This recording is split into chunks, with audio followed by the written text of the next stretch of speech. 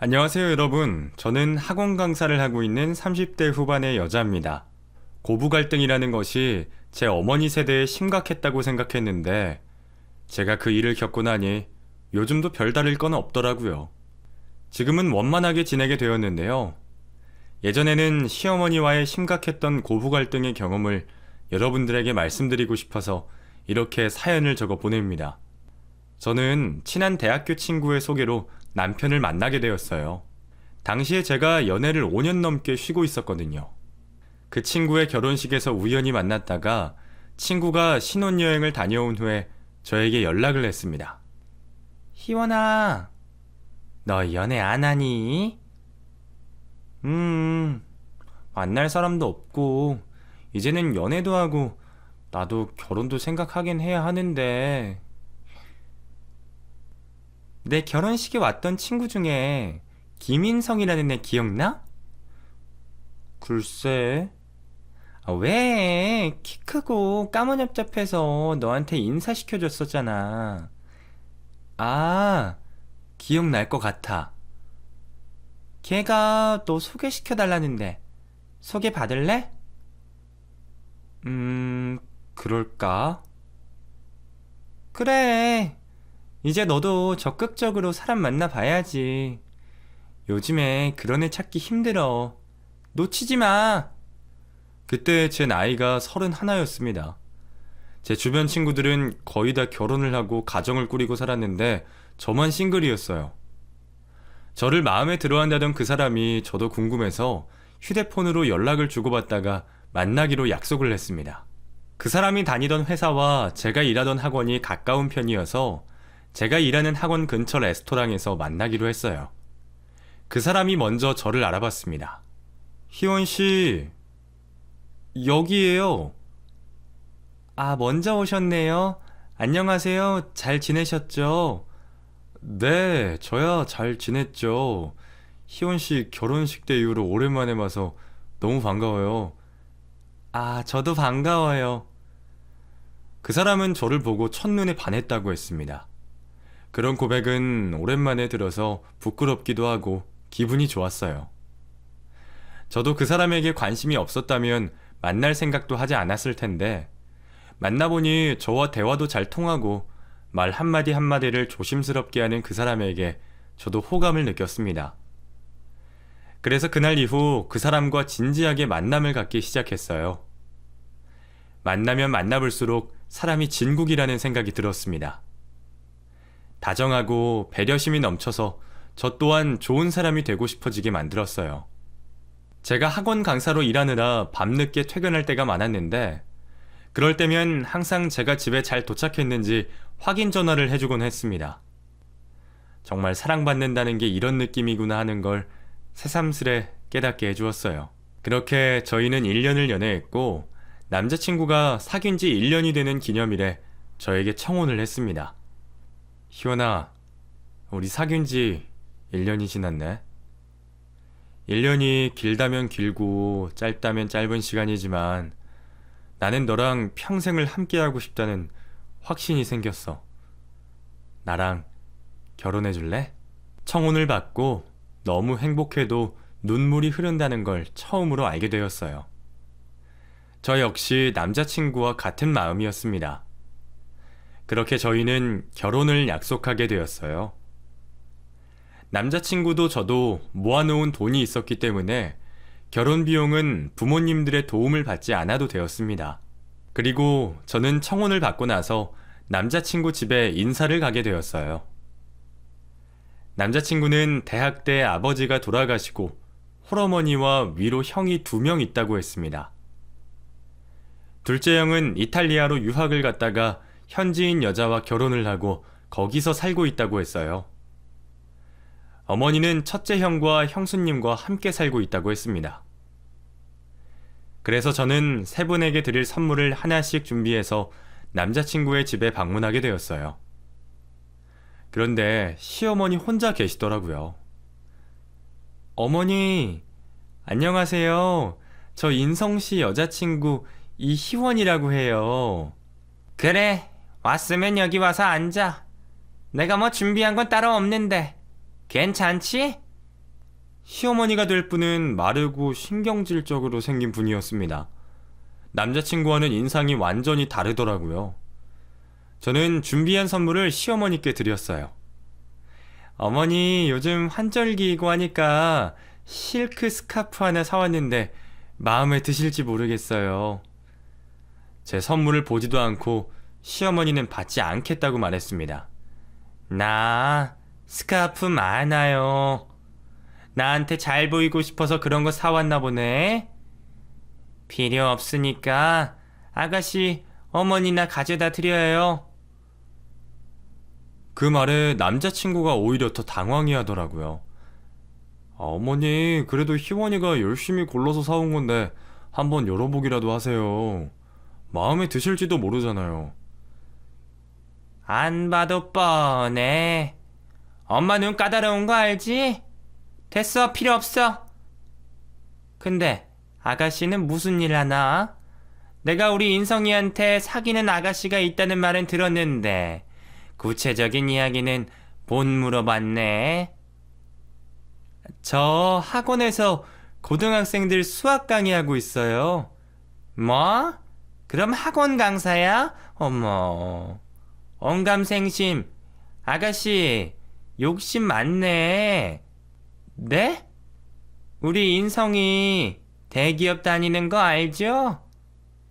인성이가 학창시절에 공부도 잘해서 서울의 유명한 4년제 졸업하고 바로 대기업에 스카웃 됐는데 아가씨는 겨우 학원 강사하면서 우리 인성이랑 결혼까지 할 생각을 해? 어르신들에게 학원 강사의 이미지가 그다지 좋지 않다는 걸 그때 처음 알게 되었습니다. 저는 나름대로 유명한 학원에서 강의를 하고 있고 많이 벌 때는 연봉이 1억 가까이 되어서 남자친구보다 많이 버는 편이었는데 그런 사정을 모르고 계신 것 같았어요. 물론 벌이가 그렇게 중요한 건 아니지만 다짜고짜 제 직업을 무시하고 남편에게 엎여 살 것처럼 말씀하시니 저도 서운한 생각이 들었습니다. 저를 무시하는 말에 제가 아무런 대꾸도 하지 못하고 벙쪄 있었어요. 그런 저를 보고 남자친구가 본인 어머니에게 대신 이야기를 했습니다. 엄마, 요즘 학원 강사가 얼마나 대단한데요. 저보다 돈도 많이 벌어요. 그리고 저희 서로 마음도 잘 맞고 사랑해서 결혼하려고 하는 건데 그런 식으로 말씀하시면 어떡해요. 남자친구의 말이 오히려 독이 되었습니다. 시어머니는 한술 더 떠서 앙칼진 목소리로 화를 내기 시작했어요.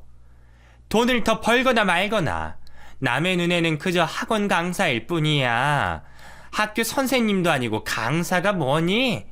나는 얘 맘에 안 들어. 애가 별로 싹싹해 보이지도 않고. 엄마 촉 좋은 거 알지? 딱 봐도 글렀어. 나는 아가씨랑 우리 인성이랑 결혼시킬 생각 없네요. 어머니, 지금 저희 만난 지 30분도 안 되었는데 벌써 제가 마음에 안 드세요? 제가 노력할게요. 어머니 마음에 드실 수 있도록. 됐거든요. 나는 한 번 아니다 싶으면 끝까지 아니야. 할 말 끝났으니까 우리 집에서 나가줘요. 그런 시어머니의 언행에 너무 당황스러웠어요. 남자친구는 끝까지 설득하려고 노력했지만 얼굴도 보기 싫다며 방으로 들어가 버려서 더 이상 대화를 나눌 수가 없었습니다. 저는 방 밖에서 가보겠다고 인사를 드린 후에 그 집에서 빠져나올 수 있었어요. 시어머니가 저를 보던 경멸스러운 눈빛이 머릿속에 맴돌아서 너무 괴롭더라고요. 희원아, 어머니가 심하셨지. 정말 미안해. 내가 어머니 잘 설득해 볼게. 나 솔직히 너무 당황스러워. 나 평생 살면서 이렇게 무시당한 적 처음이야. 학원 강사가 뭐가 어떻다고. 저는 말을 잇지 못하고 참았던 눈물을 쏟아냈습니다. 그런 저를 남자친구가 가만히 안아주면서 말했어요. 희원아, 우리 어머니, 형수님들도 다 마음에 들어하지 않으셨어. 그런데 지금은 큰 형수님이랑 같이 살면서 잘 지내고 계시거든? 그러니까 우리도 노력하면 될 거야. 아니야. 나는 이렇게 인정받지 못하는 결혼은 하고 싶지 않아. 우리 좀 시간을 갖고 생각해보자. 희원아, 그런 말이 어딨어. 나 너 정말 사랑하는 거 알잖아. 어머니가 아무리 반대를 하셔도 나는 너랑 결혼할 거야. 어떻게든 할 거니까. 제발 그런 말은 하지 말아줘. 그날은 시어머니에게 당한 일이 너무 치욕스러워서 결혼을 무를 생각까지 했었어요. 하지만 남자친구가 저를 붙잡아 주었습니다. 사실 저도 그 사람을 놓치기 싫었어요. 그 사람보다 저를 더 좋아하고 제가 좋아할 사람을 앞으로 만나기 어려울 거라는 걸 알았거든요. 그래서 저도 시어머니의 마음에 들기 위해 노력해 보려고 했습니다. 하지만 제가 전화를 해도 받지 않고 찾아가도 문을 열어주지 않았어요. 한우 세트를 사서 찾아간 날에 큰형님이 문을 열어주시며 저에게 미안한 표정을 짓고 말씀하셨습니다. 우리 도련님 여자친구분이시구나. 반가워요. 그런데 어머니께서 절대 문을 열어주지 말라고 하셔서 미안해요. 안녕하세요. 그럼 이거라도 받아주세요. 어머, 한우네? 어머니가 좋아하시는데 잘 먹을게요. 큰형님과 대화를 나누고 있는데 집 안에서 소리를 지르는 시어머니의 목소리가 들렸습니다. 아유, 됐어. 한우 그까짓 거 우리가 사 먹으면 되지. 안 받을 거니까 도로 가져가라고 해라. 절대 집으로 들이지 마. 그 소리를 듣고 큰형님의 표정이 어두워지면서 어쩔 줄을 몰라 했습니다. 그래서 제가 현관에 서서 안에 있던 시어머니에게 말했어요. 어머니, 아무리 그렇게 저를 싫어하셔도 저는 인성씨랑 결혼할 거예요. 이거는 드시라고 사온 거니까 받아주세요. 다음에 봬요. 오늘은 이만 가보겠습니다. 그렇게 말하고 큰형님에게 인사를 드린 후에 저는 아파트 밖으로 나갔습니다. 그런데 잠시 후에 헐레벌떡 뛰어온 큰형님이 저에게 기어코 한우를 돌려주시며 말씀하셨어요. 어머니가 당장 갖다 주라고 성하셔서 내가 그냥 먹자고 해도 절대 싫다고 하시네. 미안해요. 아휴, 그럼 어쩔 수 없죠. 죄송해요. 괜히 여기까지 뛰어오시게 해서. 아니에요. 나는 아가씨 마음에 들어요. 그러니까 어머니 말씀은 너무 귀에 새겨들지 말고 두 사람 꼭 결혼했으면 좋겠네요. 그렇게 말씀해 주셔서 감사해요. 그럼 다음에 또 뵐게요. 그래요. 조심히 들어가요. 시어머니와는 다르게 큰형님이 될 분은 저를 따뜻하게 대해주셨어요. 한 달이 넘게 저는 노력했지만 시어머니는 저를 받아주지 않으셨습니다. 그리고 남자친구는 어머니의 허락이 없어도 결혼을 진행하겠다고 밀어붙였어요.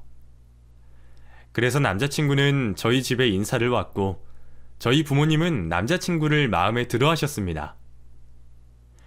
저와 남자친구는 예식장을 예약하고 함께 살 신혼집을 구했어요.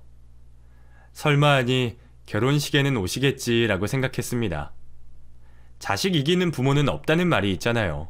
그런데 그분은 예상을 뛰어넘는 분이었습니다. 결국에 저희 결혼식에 오지 않으셨거든요. 급하게 혼주석에 아주버님과 큰형님이 앉아주셨어요. 결혼식을 마치고 신혼여행을 가기 전에 큰형님과 아주버님이 저에게 미안하다고 말씀하셨습니다. 재수씨, 내가 어머니 열심히 설득했는데 워낙 고집이 센 분이라서요. 미안해요. 동서 도련님, 여행 잘 다녀와요. 아휴, 눈물이 나네. 큰형님은 그렇게 말씀하시고 정말로 눈물을 흘리셨어요. 저는 당황해서 괜찮다고 말씀드렸습니다. 괜찮아요, 큰형님. 두 분 와주셔서 너무 감사해요. 저희 여행 잘 다녀올게요. 다녀와서 인사드리러 갈게요. 그렇게 저희는 외국 휴양지로 신혼여행을 가게 되었습니다. 남편도 저에게 미안하다고 이야기를 했어요. 희원아, 내가 정말 무릎까지 꿇어가면서 어머니 설득했는데 어머니 고집이 워낙 세서 미안해. 아니야. 아주버님이랑 형님이 와주셔서 다행이었지 뭐. 인성씨야말로 속상하겠다. 어머니가 언젠가는 우리 인정해 주실 거야. 나는 괜찮아. 나는 희원이 너랑 결혼해서 정말 행복해. 나도 행복해. 신혼여행을 마치고 돌아가는 면세점에서 저는 시어머니와 아주버님과 형님께 드릴 선물을 샀어요. 남편은 저희 부모님에게 드릴 선물을 골랐습니다.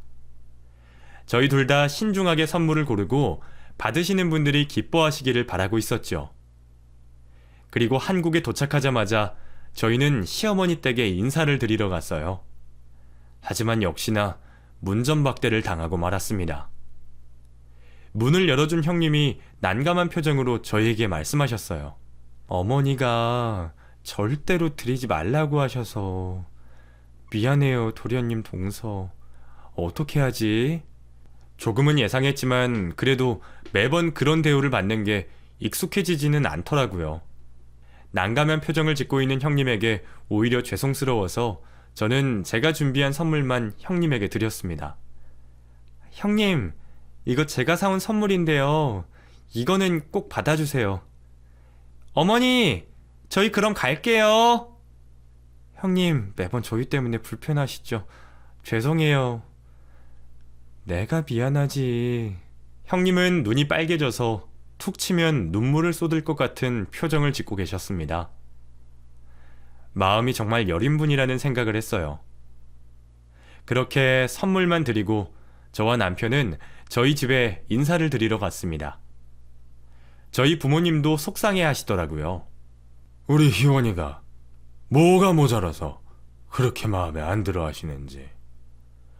결혼식까지 오지 않으실 거라고는 상상도 못했네.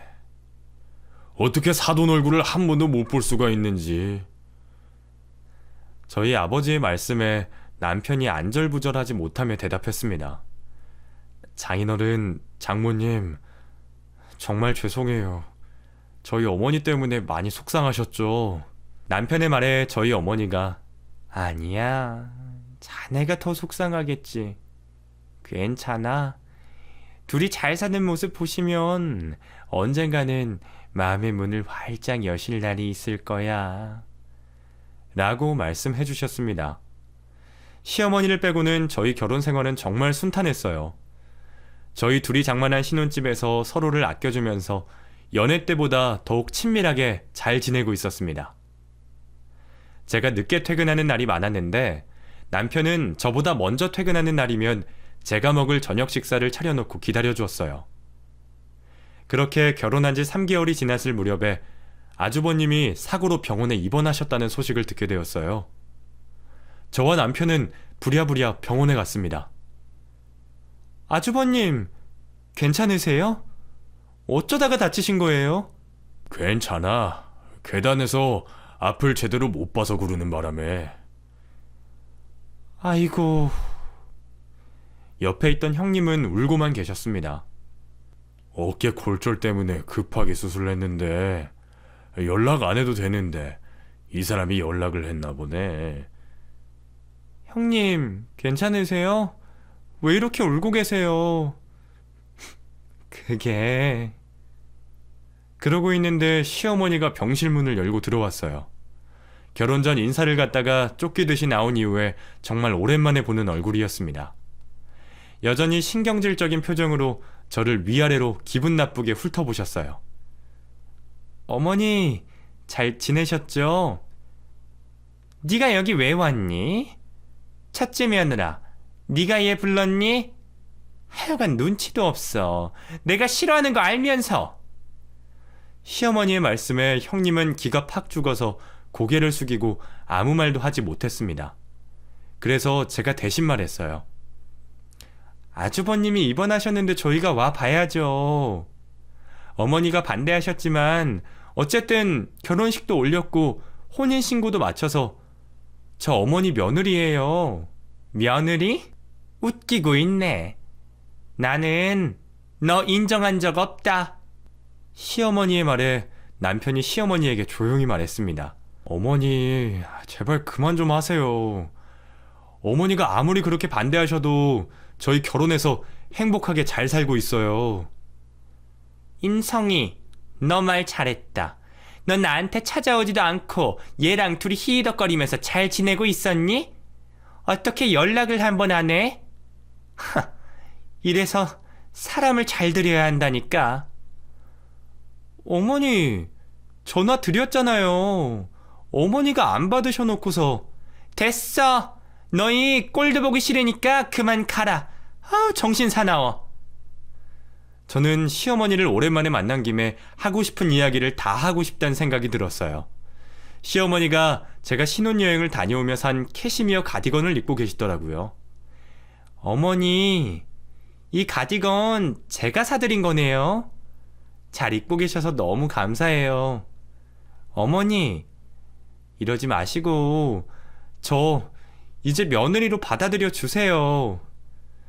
그러자 코웃음을 치던 시어머니가 저에게 말했습니다. 너 김씨 집안 며느리로 인정받고 싶으면 합가하자. 우리 집에 들어와서 살아라. 그럼 내가 인정해 줄게. 예상치도 못한 말을 듣고 저는 어리둥절한 상태였습니다. 남편을 봤는데 남편도 당황한 표정을 짓고 있더라고요. 엄마, 집에 형이랑 형수 계신데 저희까지 같이 살자고요? 집에 남는 방 많은 거 알잖아. 왜? 나랑 같이 살기 싫어? 너 시어머니랑 같이 살기 싫니? 그렇게 다그치는데 왠지 오기가 생겨서 저는 좋다고 대답했습니다. 아니요. 어머니랑 사는 게 왜 싫겠어요. 어머니께서 저를 드디어 며느리로 인정해 주시겠다는데 당연히 같이 살 수 있죠. 그래. 그럼 침 싸서 이번 주에 당장 들어와. 이번 주요? 이번 주는 좀 빠른데요. 빠르긴 뭐가 빨라. 오라면 올 것이지. 하여간 참말 많아. 아니에요. 그럼 이번 주 주말에 찾아뵐게요. 어머니. 그날 그렇게 약속하고 아주버님과 큰형님에게 인사를 드린 후에 집으로 돌아갔습니다. 남편이 저에게 괜찮냐고 묻더라고요. 괜찮겠어? 불편하지 않을까? 드디어 나를 며느리로 인정해 주시겠다는데 합가해서 사는 게 뭐 어때? 근데 올해는 못 살고 한 3달만 같이 살아보지 뭐. 그래, 간단한 집만 챙겨서 들어가자. 형수님이 잘 해주실 거야. 형수님은 전업주부라서 항상 집에 계시니까 넌 일하느라 바빠서 어머니랑 마주칠 일도 잘 없겠다. 나 일주일 동안 학원 방학이라서 집에 머물 것 같은데. 아무튼 내가 잘 해볼게. 그렇게 저희는 주말에 짐을 싸서 어머니 댁에 들어가게 되었습니다. 어머니는 수영을 하러 가시고 안 계셨고 큰형님이 아주버님 병실에 가져갈 짐을 챙기러 오셨다가 저희를 맞아주셨어요. 왔어요? 저기 동서, 할 말이 있는데 잠깐 나랑 방에 가서 이야기 좀 해. 네? 무슨... 저는 큰형님의 손에 이끌려 방에 들어갔어요. 큰형님은 한숨을 크게 내쉬며 저에게 손을 붙잡고 말씀하셨습니다. 기어코 들어와서 살 생각을 한 거야? 왜 그랬어? 그냥 짐 가지고 다시 돌아가. 왜요, 형님? 어머니께서 합가하시면 저를 김신의 며느리로 받아들여 주시겠다는데 조금만 어머니한테 점수 따면 저도 금방 나갈 생각이에요. 제 말에 형님은 갑자기 눈물을 쏟아내며 말씀하셨습니다. 동서도 좀 눈치챘겠지만 어머니 보통 분 아니야. 내가 결혼해서 5년 동안 이 집에 들어와서 살면서 얼마나 힘들었는 줄 알아? 형님, 진정하세요. 무슨 일 있으셨어요? 그러자 형님은 서랍에 있던 약봉투를 꺼내서 보여주셨어요. 이게 뭐예요? 웬 약이 이렇게 많아요? 그거 내 정신과 약이야. 나 이 집에 들어와서 살면서 우울증이랑 공황장애도 생겼고, 밤에 잠도 못 자서 수면제 먹어야 겨우 잠들 수 있어. 대체 무슨 일이 있었길래? 제가 말을 잊지 못하고 있었는데 형님은 그동안의 앙금을 저에게 다 풀어내셨습니다. 형님도 아주버님과 결혼할 때 시어머니의 반대에 부딪혔다고 했어요. 아주버님은 공기업에 다니고 계셨고 형님은 중견기업이긴 했지만 나름 탄탄한 기업에 본인의 전공을 살려서 일을 하고 계셨다고 했습니다. 하지만 시어머니는 말도 안 되는 핑계를 대며 끝까지 반대를 하셨다고 했어요. 그래도 우리 결혼식에는 오셨더라. 시어머니랑 함께 사는 조건을 내걸고 그래서 신혼 때부터 어머니랑 함께 살았는데 나더러 일을 나가지 말라고 하더라고. 그래서 일 그만두신 거예요? 아니, 그만두지 않고 다녔는데 어머니가 점심때마다 우리 회사에 찾아와서 나랑 식사를 해야겠다면서 어찌나 야단인지 너무 괴로워서 결국에 그만뒀어. 어머, 어떻게 그렇게까지. 그리고 집에서 지내는데 어머니는 내가 하는 일을 사사건건 마음에 들어하지 않으셨어. 형님은 거의 시어머니의 몸종처럼 지냈다고 했습니다. 하지만 아주버님 앞에서는 그런 티를 전혀 내지 않으셨대요. 형님은 스트레스로 인해서 2번이나 유산을 하셨다고 했어요. 시어머니와 지내면서 자존감은 바닥을 치셨다고 했습니다. 글쎄, 내가 나도 모르게 자살할 생각을 하고 있더라고. 베란다에서 빨래를 널다가 그냥 떨어질까 생각하면서 아래를 보고 몸을 기울이는데 갑자기 정신이 들어서 얼마나 울었는지 몰라. 그렇게 자살 시도를 하신 이후에 병원을 찾으셔서 1년째 약을 복용하고 계시다는 말씀을 하셨어요. 저는 그 이야기들을 듣고 정말 기절할 듯이 놀랐습니다. 아무리 그래도 사람을 그렇게까지 괴롭힐 줄은 몰랐거든요. 그러니까 동서, 그냥 다시 집으로 돌아가. 동서까지 그런 괴롭힘 당하게 하고 싶지 않아. 아니에요, 형님. 저는 당하고만 있지 않을 거예요. 걱정 마세요. 제가 어머니 완전히 딴 사람으로 만들어 놓을게요. 아휴, 나도 그럴 수 있다고 생각했어. 같이 살기 전에는. 며칠 전에는 어머니가 남편 다친 것도 내 탓이라고 하시는데 너무 기가 막혀서 그 말을 들으면 정말 내가 잘못했나 하는 생각이 들고 너무 괴로워. 참, 어머니 정말 너무하시네.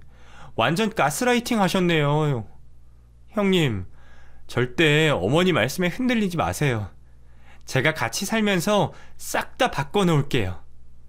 저는 당시에 큰형님의 눈물 섞인 이야기에 마음이 아파서 그렇게 호언장담하기는 했지만 사실은 눈앞이 어두컴컴했습니다.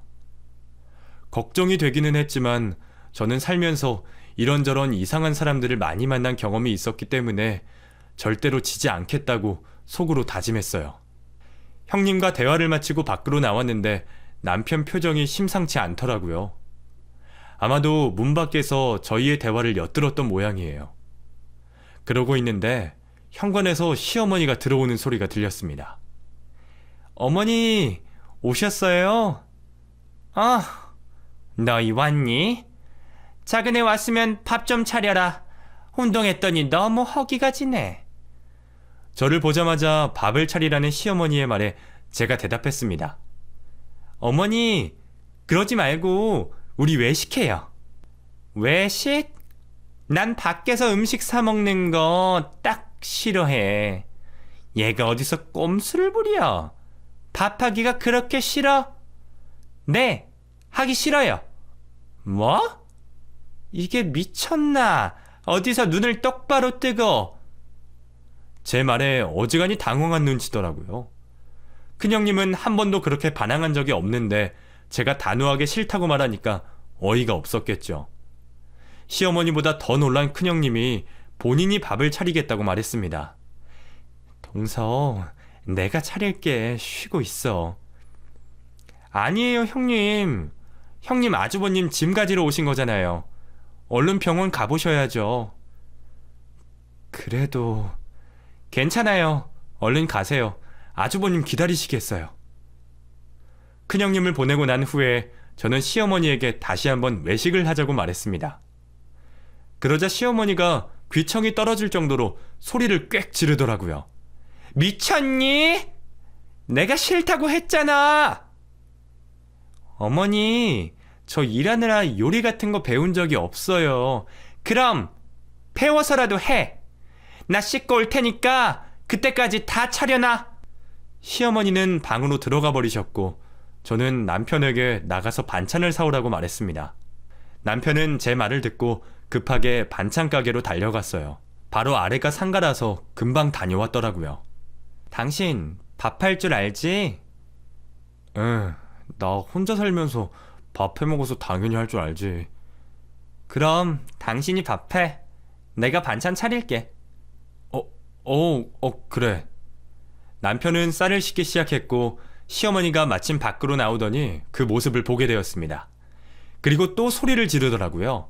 뭐하니? 인성이 네가 왜 쌀을 씻어? 어머니, 저 요리 못한다고 했잖아요. 인성씨가 밥을 잘 지으니까 조금만 기다리세요. 시어머니는 혼자서 궁시렁대고 계셨고 저는 반찬을 접시에 덜어놓고 밥이 다 되기를 기다렸습니다. 그리고 밥이 다 되어서 시어머니를 부엌으로 불렀어요. 식탁을 보자마자 시어머니가 저에게 말했습니다. 국은 없어? 네, 반찬 가게에 국이 안 팔아서요. 뭐? 그러면 이걸 다 반찬 가게에서 사왔다는 말이야? 네, 요즘은 반찬 가게 반찬이 잘 나와요. 시장하실 텐데 드세요. 됐다. 나 안 먹을란다. 어디서 대먹지 못한 게 시어머니를 골릴라고 아주. 그렇게 말하더니 시어머니는 거실로 돌아가셨고 저는 아랑곳하지 않고 남편과 함께 밥을 먹었습니다. 밥 잘 됐다. 당신 역시 잘한다니까. 그리고 반찬을 집어먹으려 하는데 갑자기 헛구역질이 나오더라고요. 그 모습을 본 시어머니가 웃으며 말했습니다. 그거 봐. 반찬 가게에서 사온 음식 먹이니까 탈이 나지. 꼴 좋다. 그게 아니라 오늘이 며칠이지 여보? 나 아무래도 임신한 것 같은데? 제 말에 남편이 놀라서 제 손을 꼭 붙들고 말했습니다. 정말? 정말이야? 희연아, 어떡해. 나 너무 기뻐. 밥을 먹다 말고 저와 남편은 바로 산부인과를 찾아갔고 임신 6주차라는 이야기를 듣게 되었어요. 집으로 돌아가 시어머니에게 그 소식을 알리자 콧방귀를 뀌며 말했습니다. 6주밖에 안 됐는데 뭘 그렇게 성화야? 너희 형수도 2번이나 유산한 거 알지? 낳을 때까지는 모르는 거야? 그 말을 듣고 너무 어처구니가 없더라고요. 어머니, 악담을 해도 너무 심하게 하시네요. 저는 어머니한테 스트레스 받지 않고 관리 잘해서 예쁜 아이 낳을게요. 뭐? 얘 말하는 것 좀 봐. 너 다음 주에 쉰다고 했지? 이참에 학원 일 아예 그만둬라. 그건 제가 알아서 할게요. 저는 관둘 일은 없을 거예요. 저는 시어머니의 말에 한마디도 지지 않으려고 노력했어요. 그러자 시어머니는 저에게 다음날 집안 대청소를 하겠다고 윽박질렀습니다. 네가 일 그만두고 백이나 한번 보자. 내일 집 구석구석 대청소할 테니까 그런 줄 알아. 네, 어머니. 그럼 쉬세요. 저도 피곤해서 그만 들어가서 잘게요. 다음날 남편은 출근을 했고 시어머니는 배가 고픈지 혼자서 밥을 차려 먹고 있더라고요. 그러고 청소할 준비를 하라며 저에게 으름장을 놨습니다. 그런데 제가 전날 미리 연락을 했던 가사도우미 2분이 벨을 누르셔서 제가 문을 열어드렸어요. 뭐야? 저 사람들은 누구야? 어머니, 오늘 대청소 도와주실 분들이에요. 뭐? 이 큰 집을 제가 어떻게 혼자서 깨끗하게 청소하겠어요. 그리고 저 임신 초반이라서 조심해야 하는 거 아시죠? 그럼 잘 부탁드릴게요. 그렇게 말하고 저는 방으로 쏙 들어가 버렸습니다. 저는 안에서 문을 걸어 잠그고 있는데 시어머니가 제가 들어간 방문을 흔들며 밖에서 소리를 지르고 야단이 났었어요. 하지만 저는 그러거나 말거나 아무 말도 하지 않고 있다가 잠이 들었습니다. 2시간쯤 잠을 자고 밖으로 나갔더니 청소를 다 마친 가사도우미 분들이 저를 기다리고 계시더라고요. 어머, 너무 깨끗하게 잘해주셨네요. 집에서 빛이 나요. 오늘 일당 드릴게요. 너무 감사해요. 제가 드린 돈을 받고 가사도우미 분들이 가지고 난 후에 시어머니가 저에게 다가와서 다시 소리를 질렀습니다. 너, 이게 무슨 경우야? 정말 미쳤어? 왜요? 전문가분들이 해주셔서 너무 깔끔하게 잘 됐는데요? 제가 그렇게 말하자 시어머니가 손을 들어서 제 뺨을 내리쳤어요. 그 순간에 남편이 퇴근하고 집으로 들어오고 있었습니다. 저는 너무 놀라서 그대로 주저앉았고 그 모습을 본 남편이 다가와서 제 뺨을 살펴보고는 시어머니에게 외쳤어요. 어머니! 어떻게 이러실 수가 있어요? 제정신이에요? 아니, 얘가... 저는 화가 잔뜩 난 남편에게 차분하게 말했습니다. 당신, 지금 어머니한테 이게 무슨 태도야? 당장 사과드려. 뭐? 죄송하다고 말씀드리라고. 그러자 남편은 어머니에게 죄송하다고 본인이 너무 당황해서 그랬다고 말했습니다. 남편이 사과를 드리자마자 저는 시어머니에게 말했어요. 어머니, 어머니도 저한테 사과해 주세요. 뭐라고? 이게 정말? 어머니 저 때리셨잖아요. 이게 말이 된다고 생각하세요? 얼른 사과해 주세요. 시어머니는 아무 말도 하지 못하다가 겨우 입을 열어서 저에게 미안하다고 말했습니다. 그래, 아무리 그래도 내가 때린 건 잘못했다. 사과하마. 네, 그리고 어머니, 큰형님에게도 저한테 하신 것처럼 꼭 사과해 주셨으면 좋겠어요. 제가 그렇게 말하자 시어머니는 다시 화를 내려고 했어요. 너 지금? 어머니, 또 화내시면 저 그때는 가만히 안 있어요. 큰형님이 어머니 때문에 정신과 다니시면서 약 드시는 거 알고 계셨어요? 걔가 정신과를 왜 다녀? 어머니가 큰형님 가스라이팅해서 큰형님 지금 정신적으로 많이 힘든 상태예요. 그렇게 말하고 제가 형님 방으로 가서 약봉투를 가져다가 보여줬습니다. 그러자 시어머니는 아무 말도 하지 못하더라고요. 저는 약속한 대로 어머니 댁에서 당분간은 머물 거고요. 어머니가 큰형님한테 진심으로 사과하시는 모습까지 봐야겠어요. 남편도 많이 놀라서 아무 말도 못하고 있었습니다. 그렇게 폭풍이 휘몰아치고 난 후에 저는 그 다음날부터 시어머니 밥을 꼬박꼬박 챙겨드렸어요. 시어머니는 그런 제 모습을 불편해 하시더라고요. 저는 시어머니에게 음식하는 걸 도와달라고 말했어요. 어머니, 아주버님 오늘 퇴원하시는데 좋은 음식 해드려야죠. 제가 할 줄 아는 게 많이 없어서 어머니가 해주시면 옆에서 거들게요. 그래, 알았다. 시어머니와 저는 상다리가 부러지도록 음식을 차려놓고 아주버님과 큰형님을 기다렸어요. 그리고 아주버님이 퇴원하셔서 큰형님과 함께 집으로 돌아오셨습니다. 식탁에 차려진 음식을 보고 큰형님이 깜짝 놀라시더라고요. 어머, 이 많은 걸 동서 혼자서 다 한 거야? 아니에요. 어머니가 도와주셨어요.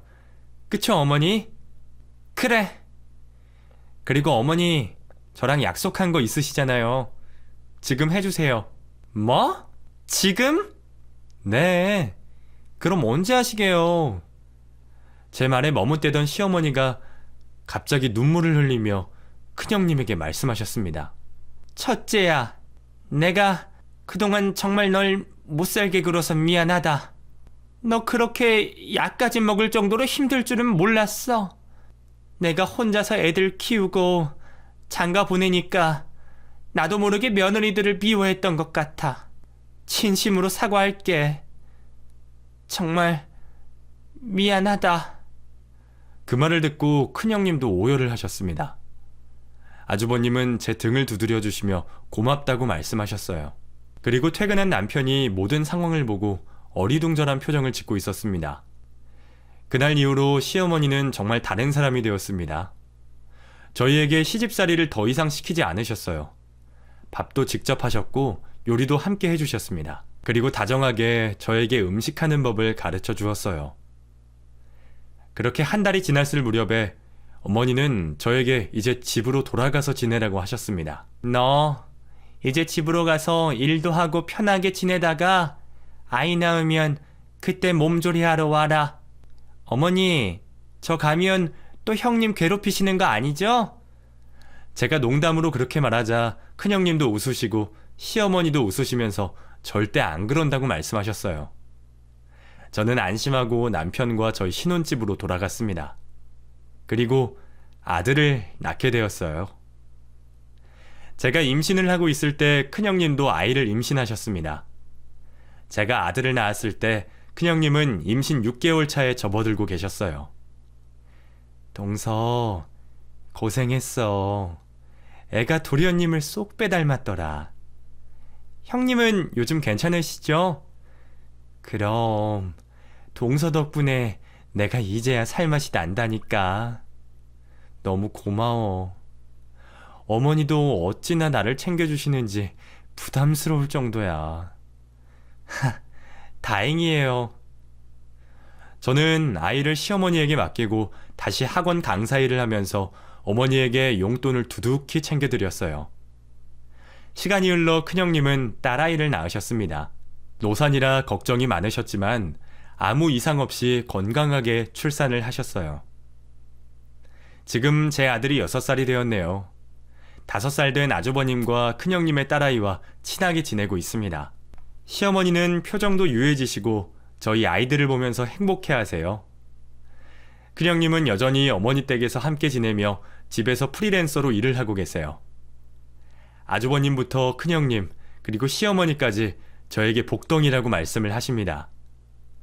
그때 우리 둘째 며느리가 나 정신 안 차리게 해줬으면 어쩔 뻔했니. 아유, 지금 생각해도 내 스스로가 이해가 안 돼. 며느리들아, 고마워. 이렇게 예쁜 손주들 낳아주고 잘 지내줘서. 그 말씀에 제가 농담으로 큰형님에게 말했어요. 형님, 힘드시면 형님도 분가하세요. 제 말에 형님이 웃으시며 대답했습니다. 아니야. 나 일할 때 어머니가 애 봐주시고 식사도 차려주시고 얼마나 감사한데. 이제는 나가라고 떠밀어도 안 나갈 거야. 시어머니도 완전히 나쁜 분은 아니었기 때문에 지금 저희가 이렇게 행복하게 잘 지낼 수 있다고 생각합니다. 앞으로도 지금처럼만 모두 행복하고 건강했으면 좋겠어요.